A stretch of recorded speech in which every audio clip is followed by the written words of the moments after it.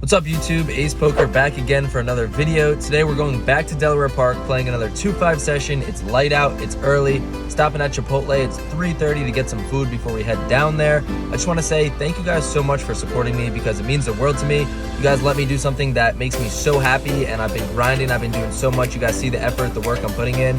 So as always, please like, subscribe, watch the whole video, and check out all my other videos if you guys want more poker content. And let's get right into some cards.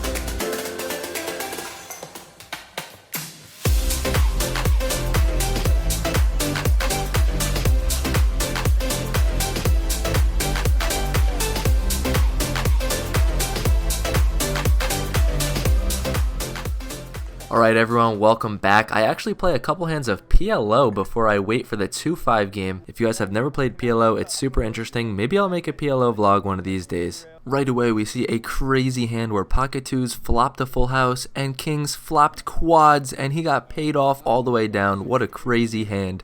Alright, for our first actual hand, we don't get anything crazy. We get king 10 offsuit, but it's good enough for us to open to $25 in the cutoff over 2 limps. They both make the call for $25. We're going 3 ways to a board of 9-9-4, a really dry board. So when they check it to me, I decide to c-bet for $40, sizing up a bit to see if they've got anything, and just the hijack makes the call. See, another brick turn in a 5. My opponent checks, he's super disinterested. I'm telling you, live tells come into play. Just watch your opponents, they will tell you what they have. He was super disinterested looking at his phone. So when he checks, I decide to bet out for $80. Don't even need to go that big. He snap folds, we take down the first pot, and I'm telling you, aggression in lower stakes pays off, so go get after it, go get your money. I never get to talk about just how boring poker is sometimes when you just don't catch any hands. You have to fold to raises, fold to flop bets when you don't hit anything. I know it might seem like I hit all these crazy hands and get aces and kings back to back to back, but I never show the hours upon hours where I'm sitting waiting to make a hand, and we got a lot of that this session. I know I've been running alright, and last session I got aces a bunch of times, kings 3 times, but this session is off to a really slow start, so let's see if we can pick it up.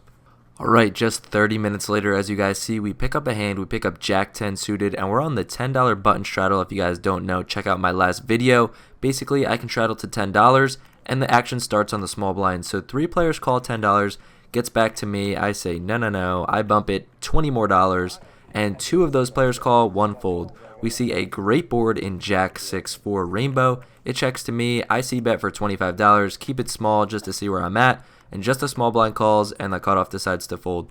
So I don't know what he's got yet, maybe a straight draw, maybe a weak jack, weak pocket pair. Let's see on the turn. I'm super curious, on boards like this, do you guys like to polarize and bet big, or when you make a hand, down bet to super small? Everyone plays differently, so let me know how you guys play when you hit a board like this. We see the 3 of spades, which now brings in a spade flush draw. He checks. I want to continue going for some value. No need to go big and blow him off any hand. I bet $40, and he decides on a call. So I'm not really sure what he's got here. Maybe a straight draw still, maybe now a flush draw, maybe a weak jack himself, but I don't know. I don't beat that many jacks, so let's see a river, which comes the 10 of clubs. Boom. If he had a weird 2-pair, we get there, we suck out, but I don't know. Let's go for some more value. I bet $90.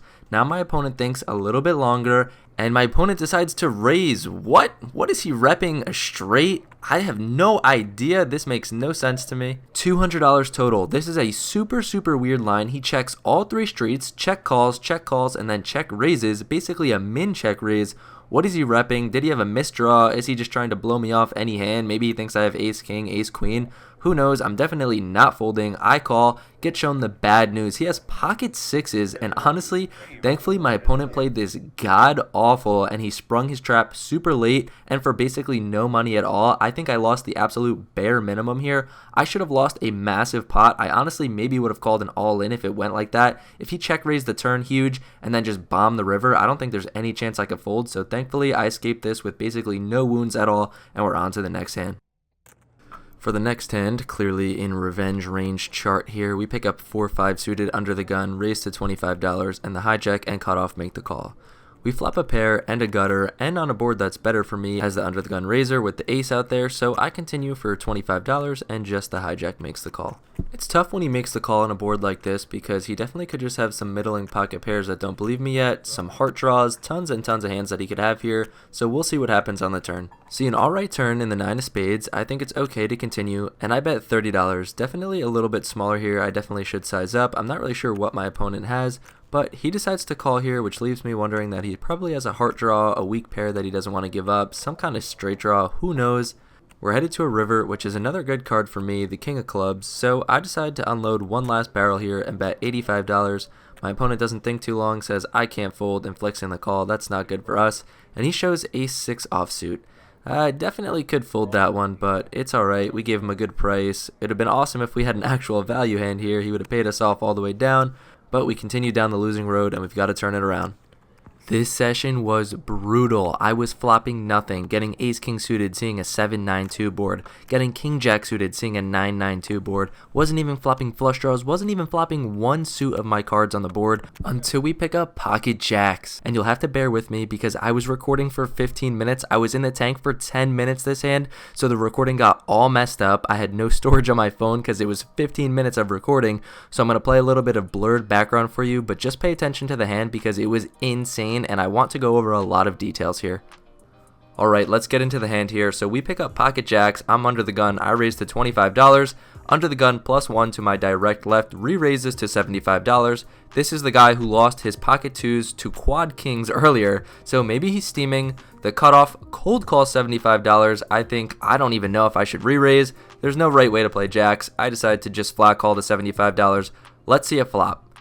A good flop, a great flop is what we see without seeing a jack. 3, 4, 6 with 2 hearts. We do not have a heart, so I decide to check to the initial raiser, pretty much knowing he's going to put out a bet here, but he checks, gets back to the cutoff, who checks as well. So all of us check this card. We're going right to a turn, which comes the 7 of hearts. So now there's 3 hearts out there. Any 5 makes a straight, but we can pretty much discount that because, you know, this is a 3-bet pot. Nobody's going to have a 5 unless they have ace-5 suited or pocket 5s exactly.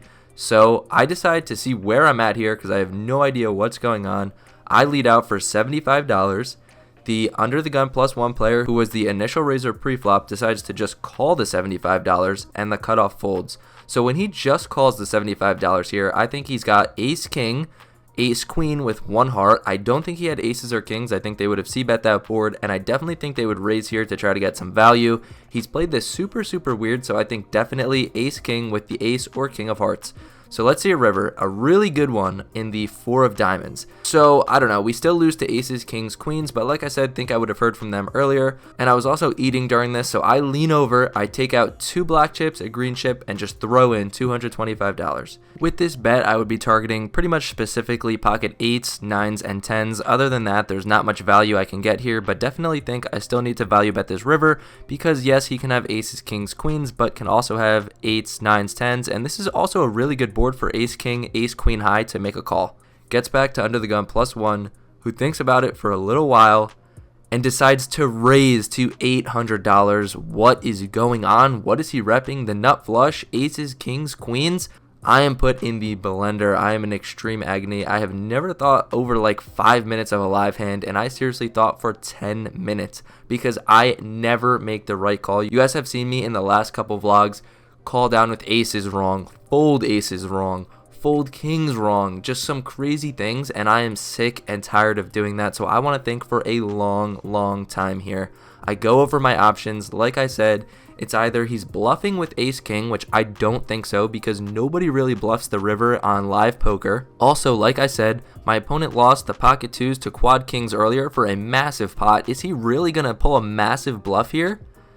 I raised under the gun. I mean, I checked the flop, but I bet the turn and bet the river. It looks like I have a strong hand, so knowing that he's going to raise me, this doesn't make any sense. Honestly, I'm puking because I think it's got to be aces, kings, queens that just played it passively. He somehow knew I was going to really bet this river so he could raise me. I have no idea if he's got those hands. Kudos to him. I was targeting 8s, 9s, and 10s with my bet because definitely I could get value from them. But I don't know. I don't think those hands are going to raise here either. So I think it's just all the time value here. So I take one last look at my cards. I agonize and I fold. And as soon as I throw my cards into the muck, my opponent happily flips over ace king offsuit. Oh my goodness. We got bluffed for a massive amount of money. This would have taken us out of the hole and put us in $400 or $500 of profit. I am on massive tilt. I get up and go take a walk immediately. Oh my goodness, this is just disgusting. Please let me know what you guys think about this hand, and hopefully I don't go and tilt off all my money now because that was frustrating. Oh my goodness. Spoiler alert, we did tilt off some of that money, but when we pick up sevens here, we have $500 in our stack. There's a straddle on, under the gun makes it $40. I am in middle position, there's one call of $40, I bump it up to $175. The button cold calls $175, and the initial raiser calls $175, and the other player folds. So we're going 3 ways to an already juiced up pot with about over $450 in the middle. Let's see a good board, let's make some money back. We see a flop of 9, 9, 10. All things considered, a pretty good flop if somebody's got a 9 or a 10. Whatever, we're gonna have to go with this one. The initial raiser checks. I decide to jam my last $325 in there. The button folds, gets back to the initial raiser, who thinks for not too long and decides to call.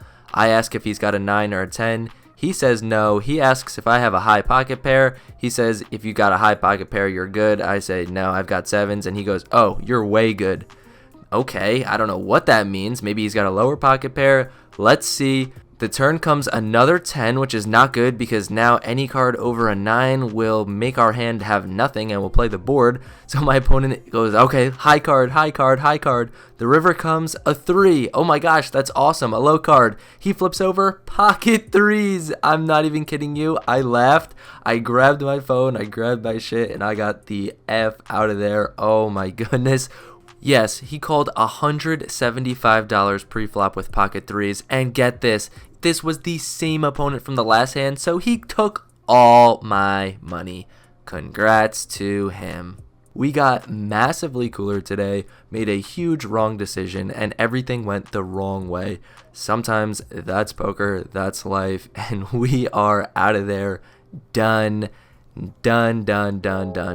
Cannot want to be here any longer. Alright, I forgot to film the outro because I was just so annoyed after that session, but what a brutal session. Just completely cooler time and time again. So frustrating. We seemingly cannot catch a consistent spark. We win big, lose big, win big, lose big. Super frustrating, so hopefully next session we can get right back on the winning track. But again, thank you guys for watching, and I hope you guys have a great day.